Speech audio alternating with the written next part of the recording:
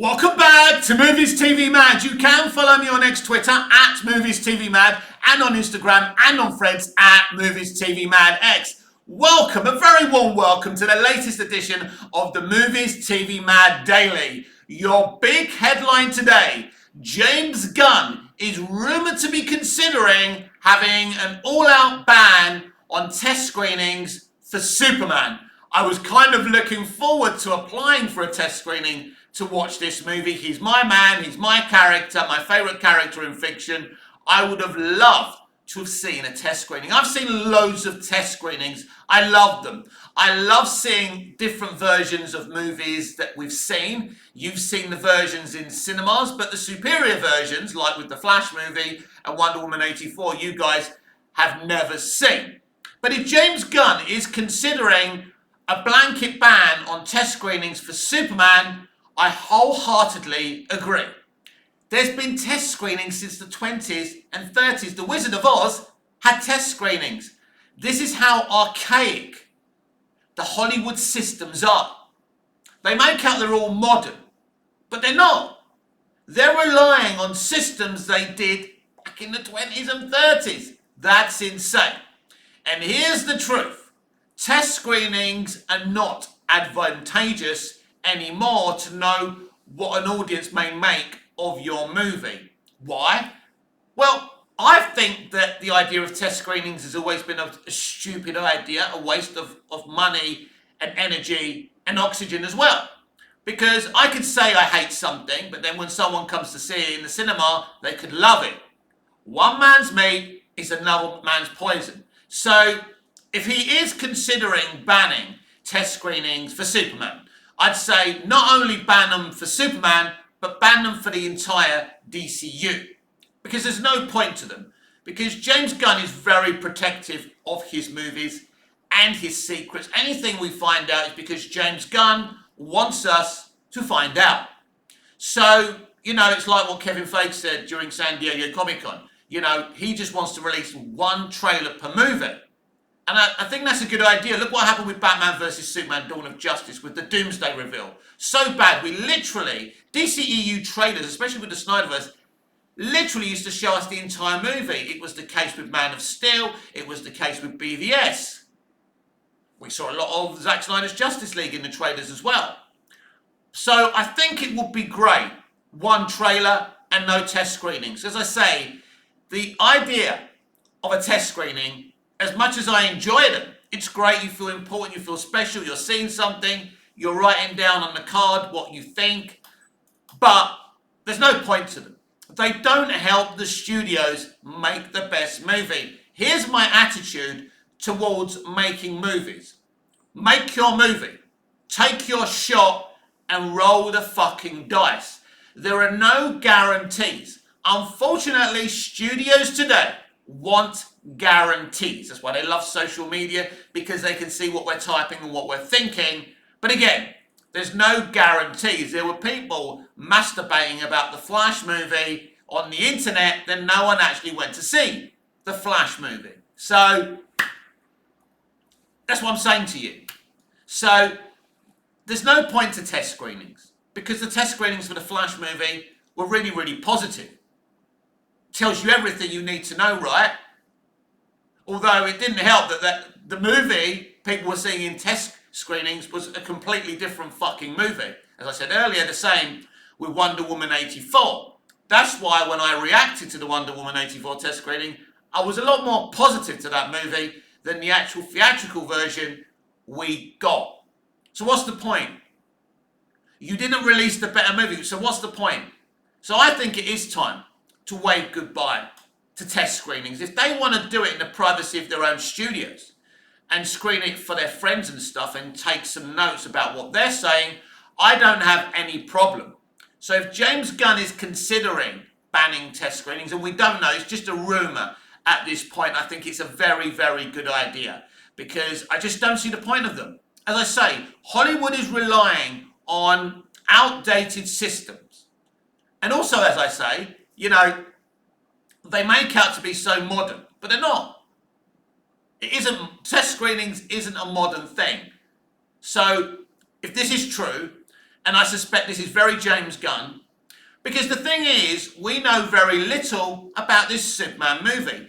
We have a synopsis, but it doesn't really give away the actual movie. We don't know what this movie is going to be. What we kind of know through things that Gunn's allowed to leak out is that Luthor apparently will be the main villain, but Maxwell Lord will also cameo in this movie. So Lex Luthor is an evil genius. He's a mad scientist. He's also a billionaire who owns LexCorp, and he's dealing with human alien cloning. Maybe he's cloned a multitude of Supermen. Maybe he's going to clone Connor Kent in this movie as well. Because don't forget, I think James Gunn is looking to do a Teen Titans movie as well. So that would actually make sense. But if he is going to ban test screenings, I say a blanket ban on test screenings for the entire of DCU, I think is a very good idea, because that's where leaks really, really come from. I mean, when we had the DCEU, there was a guy who I used to follow on YouTube. He'd literally leak the entire movie for you. And it's no good. As fun as and exciting as that is, especially if you're a content creator like myself, it isn't good for the studio, and it isn't good for movies. It isn't good for cinemas who are losing money hand over fist with the lack of quality and creative bankruptcy in New Hollywood today. The last thing they need are leaks on an actual good movie. I don't know if Superman's going to be a good movie, a bad movie, an indifferent movie, a mid movie, but that's what's good. We don't need to know that until we go and see the movie. That's the excitement of going to see a movie. People didn't know what Jaws was going to be. People didn't know what Back to the Future was going to be. Yeah, there were test screenings back then, but we didn't know anything because there was no internet. So I think this can only be a good thing if he's considering or has decided a blanket ban on test screenings for Superman. I think it's a very, very good idea. What is another reason maybe he's considered, apart from leaks, banning test screenings for Superman? It shows a confidence in the movie. He's certainly confident in this movie. Warner Brothers are really, really confident about this movie, but they were pretending they were confident about the Flash movie, so you can't really trust them. But there is an air of confidence about this movie from the studio, which means there would be no point to test screenings anyway. But I think we're in an era now of entertainment where we don't need test screenings. As fun and as much as I will miss them, considering how many I've been on for this channel, I just feel, apart from that, because that can't be my, excuse me, my throat is killing me. It can't be my priority. My priority shouldn't be my channel, or seeing a test screening, or seeing a sneak peek from a movie. My priority should be what's best for cinema, what's best for film, what's best for DC, but especially what's best for Superman. And I don't necessarily think that Superman needs test screenings. In fact, I know that Superman or any other DC movies like Supergirl, Woman of Tomorrow, I don't think she should have a test screening either. So I think you could find that this could be a blanket ban on all test screenings for DCU going forward, and these are decisions that are good decisions. I wonder if we didn't have test screenings for Man of Steel, BVS, Wonder Woman, Shazam, and all of these films, maybe the DCEU would have had more of a chance of being successful, because the DCEU had a leaks problem, a huge leaks problem. Someone was going back to Marvel telling them stuff. So it's no good. So this is a good thing.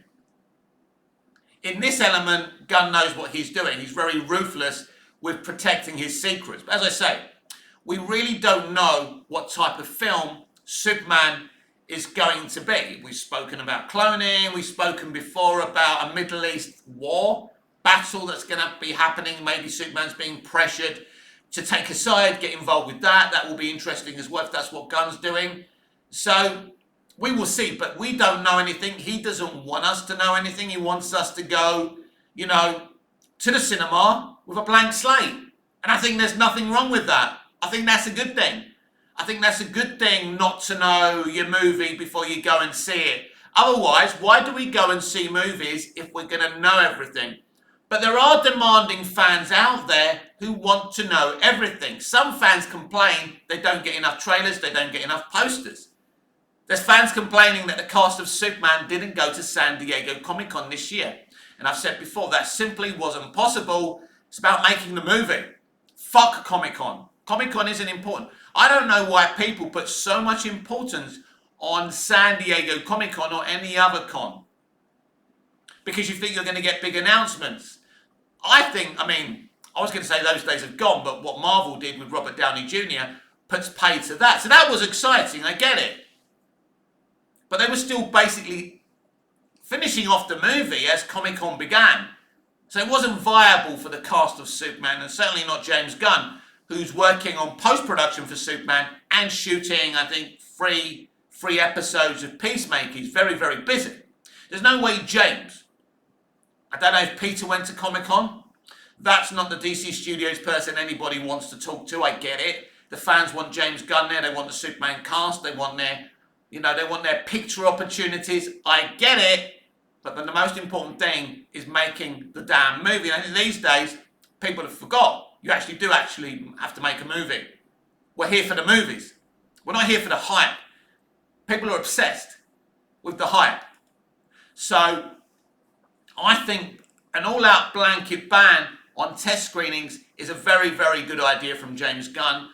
And as much as I'll miss test screenings, because they've been a fun experience for me, but ultimately, if it's not good for Superman, if it's not good for DC, it's not good for us. And I think we do need this new mentality of not getting so much marketing. I'm fed up with these people who think they're marketing experts in fandoms. Oh, the marketing was bad. You talk about bad marketing because you haven't seen enough trailers in your mind. You haven't seen enough posters. I think studios should be credited. And the first thing you guys blame for a movie flopping is bad marketing. I don't believe there's such thing as bad marketing. They tried to blame the lack of Superman in the Justice League posters for it being a flop. Utter fucking nonsense. Everybody knew Superman was going to come back alive.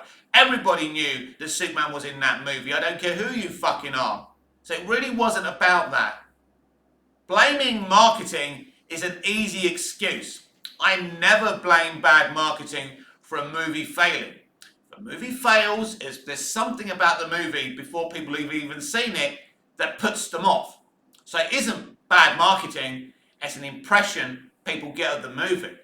The Flash flopped because of Ezra Miller, because of his conduct, and I think that's mainly why The Flash flopped. Because there would have been interest in a Flash movie. If only they cast Grant Gustin as their Flash from the very beginning, then Ezra Miller wouldn't have been a problem. Because he wouldn't have been there. But Zack insisted on Ezra Miller. The one piece of casting for the DCEU, let's be honest, that Zack got wrong. Miller is a really good actor, but he's a huge problem. When he was with Zack, he behaved himself. And that's great. But Zack Snyder wasn't there anymore, and actors got to behave. They're getting paid a lot of money. Kids are watching. And the stuff he allegedly got up to is no good for kids to even know about. So it was problematic. So you can understand why parents didn't take their kids to see the Flash movie. Nothing to do with marketing. Because the marketing for the Flash was everywhere. The positive word of mouth from people who'd seen the movie in test screenings and at CinemaCon was there. So there was no excuses for this movie to fail. Ultimately, the movie didn't fail because of the movie, even though it's a terrible movie, the version that they released, because of Ezra Miller. Once he started misbehaving, he should have been fired. That movie should have been shelved or redone, whatever. But they shouldn't have even wasted their time. The problem is, of course, they couldn't shelve the movie now I'm thinking about it because they wanted to use the Flash movie as a backdoor pilot for the DCU. It was the reason why the Flash movie is the reason DC Universe exists. Because Barry going back in time and all of that is the reason there's a new reality. So, in their mind, they had to go ahead with the Flash. But the truth is, you could have just rebooted, done the DCU, do exactly what James is doing with it now without needing a reason for doing it. Why did they need a reason for doing it? Why did they want to use the Flash movie? So James can use certain elements from the DCEU, like Peacemaker, like his Suicide Squad film, using actors from there, and whatever else he wants to use. He probably wants to still use Margot Robbie. He is going to use Viola Davis.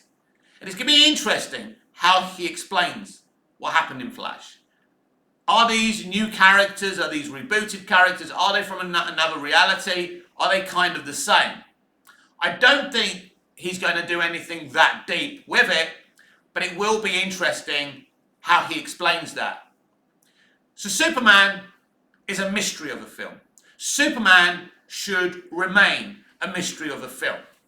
And there's not enough mysteries in the films we go to cinemas to see these days. As I say, we know far too much because partly they lack confidence in their own audience, so they have to keep on pushing something and overhyping it.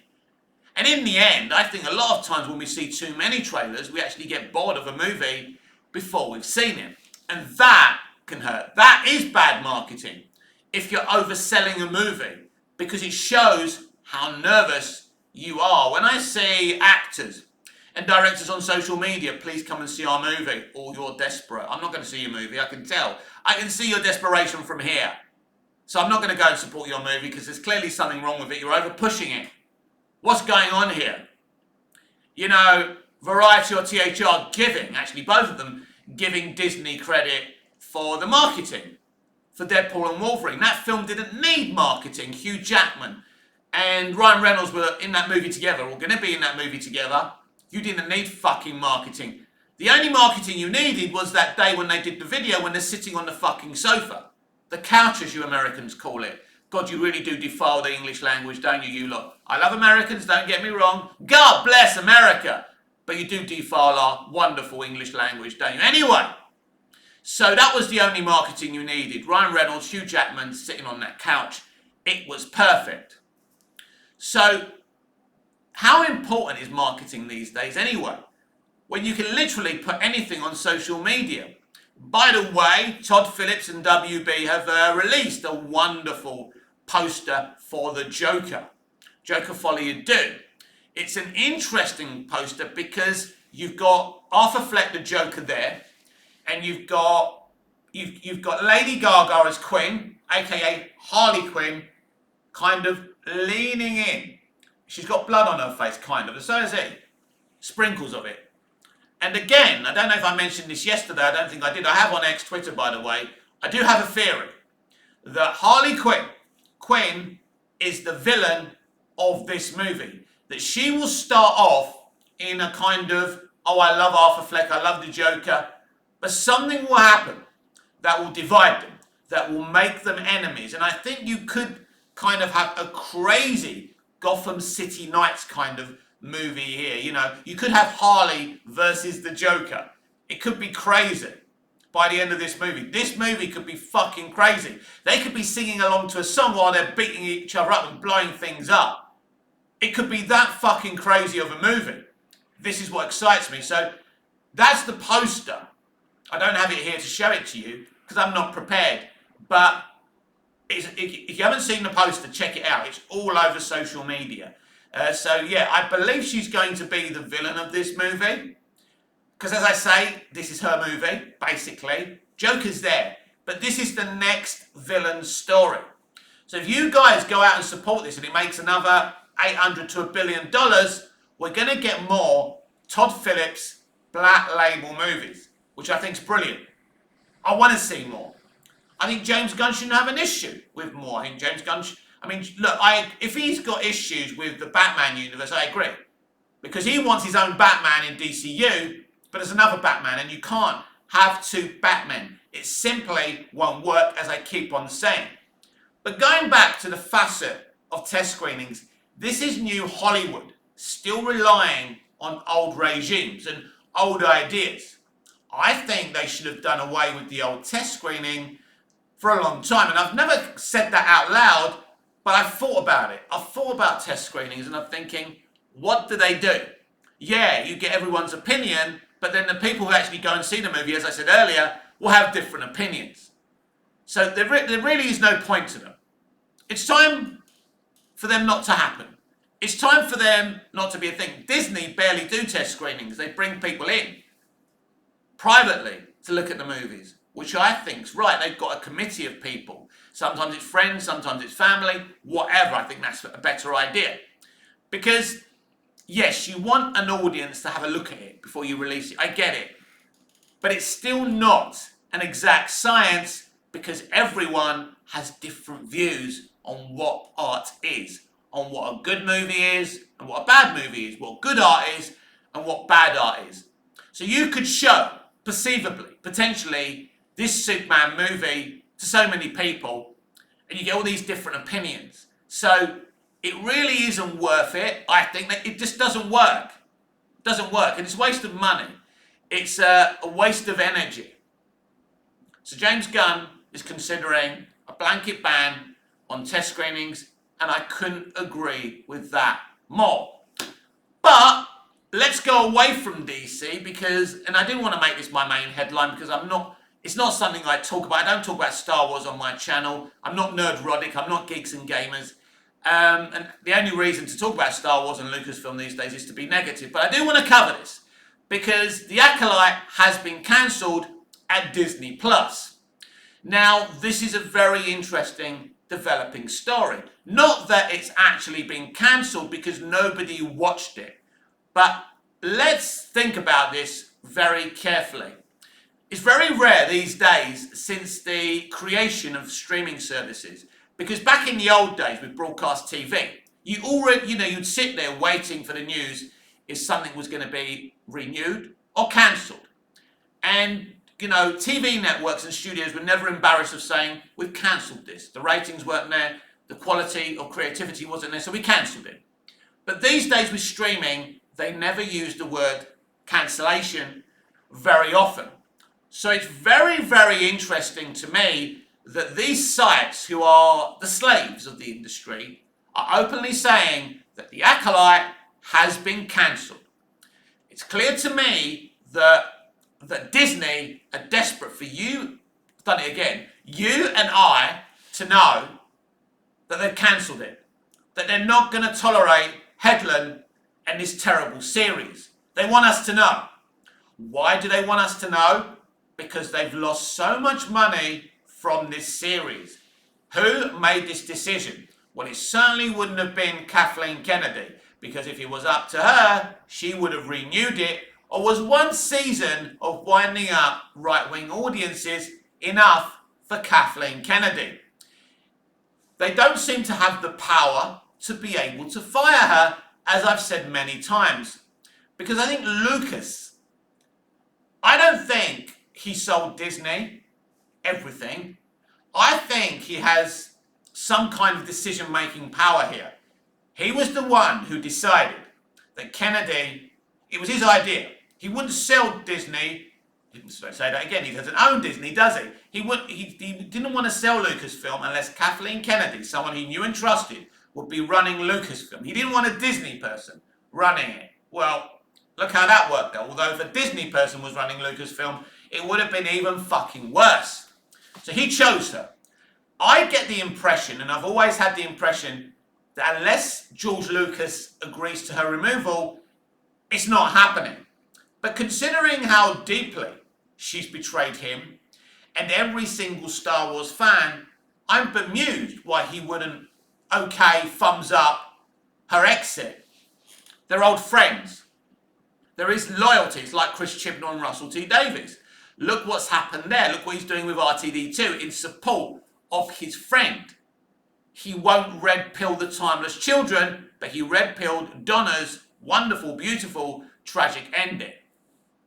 Tells you everything you need to know. He was teasing the spin-off for the Sea Devils yesterday, and that's interesting as well.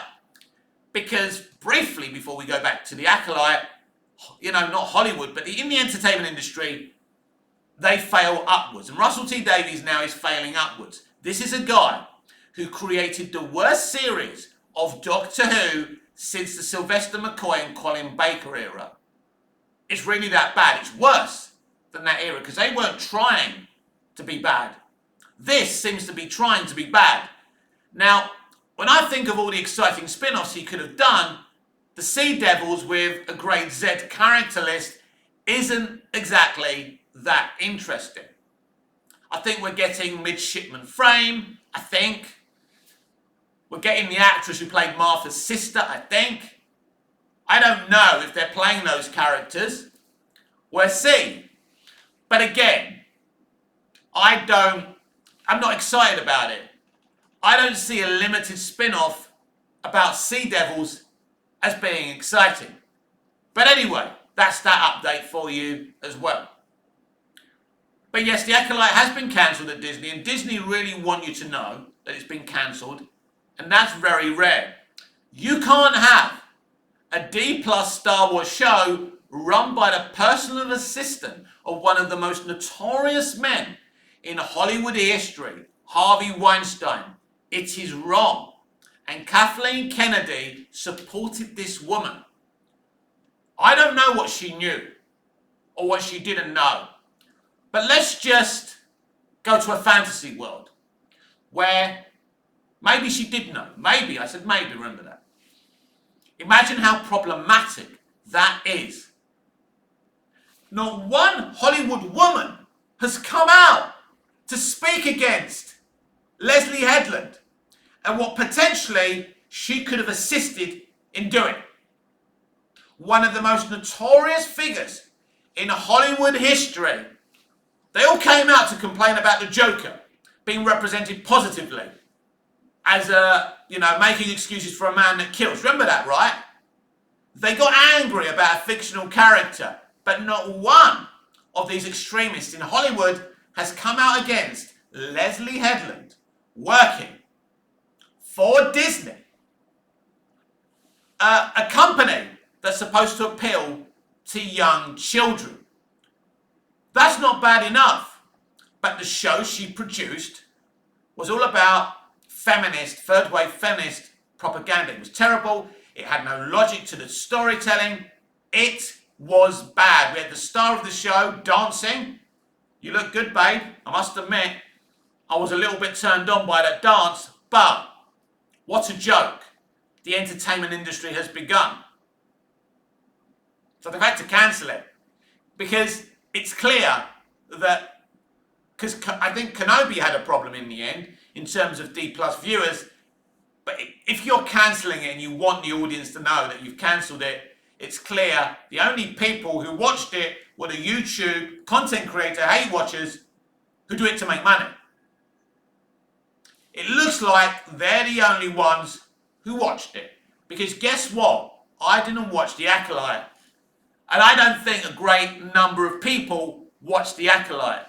It's a mess. It's shitting on the Star Wars legacy. Of course, to me, it's not a big deal. Because to me, it's not canon. It's not real. It's not a real Star Wars show. It's a fucking joke.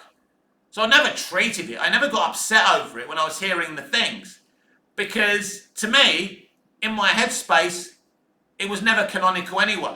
So people were saying, oh yeah, it's kind of, it's changing things from the prequels and whatever they were doing. Don't care, by the way. And I was saying, well, it doesn't matter to me because to me, it's not canonical, it's not canon. It doesn't matter. My Star Wars are George's 6 movies. Maybe the Clone Wars and Rebels. Then it stops. I have no other point of interest in terms of Star Wars. So whatever crap they've done with Kenobi, with The Accolyte, with The Mandalorian, I mean, it looks like Tamara Morrison, who plays Boba Fett, has said he won't be coming back because of the bad reception the show got. That could have been great. I've always argued, though, that Boba Fett is a cameo character. He's not really a character you can base a whole movie on. I remember when they announced the Boba Fett movie, I said, no, don't do that. Because if he's there with if he's in The Mandalorian, it kind of works. But give him his own show. He's not an interesting character. Boba Fett was never that interesting. And I never understood why fans were that interested in this bounty hunter. But they were. When I was a kid, people were obsessed with Boba Fett. but giving him his own movie or streaming series is the biggest mistake you can do. So the Acolyte is dead. Long live the Acolyte. Disney and New Hollywood fail again. Why does the Acolyte exist? I don't know. You'll have to ask them. But something we can still be pretty positive about is James Gunn's Superman. And although I don't know what it's going to be, and there are some red flags there, I'm still very excited about this movie. And the fact he's considering on a blanket ban on all test screenings maybe for DC Universe movies, including, first and foremost, Superman, is a very, very good idea. And this could take things to the right direction. I am going